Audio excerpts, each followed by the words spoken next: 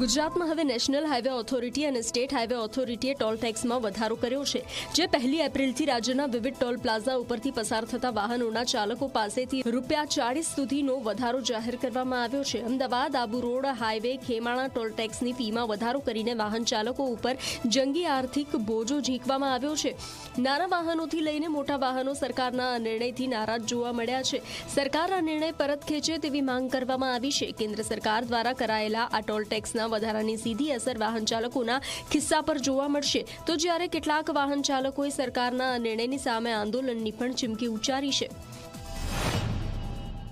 જેમાં ટોલ ટેક્સનો વધારો કરવામાં આવ્યો છે, એ હું એક વાહન ચાલક તરીકે અને જાહેર નાગરિક તરીકે તેનો વિરોધ કરું છું। અત્યારે ખાસ કરીને આ રાજ્ય સરકાર વિકાસની વાતો કરે છે અને આમ પ્રજાની વાતો કરે છે, પણ અત્યારે તાજેતરમાં જ એમને આ જે ચૈત્ર મહિનો જે માતાજીનો દિવસ ચાલુ થઈ રહ્યો છે, હિન્દુ ધર્મ માટે એક આસ્થાનો દિવસ ગણાય છે, આસ્થાનો મહિનો કહેવાય છે, ત્યારે તમે એસટીના અંદર ભાવ વધારો કરો છો।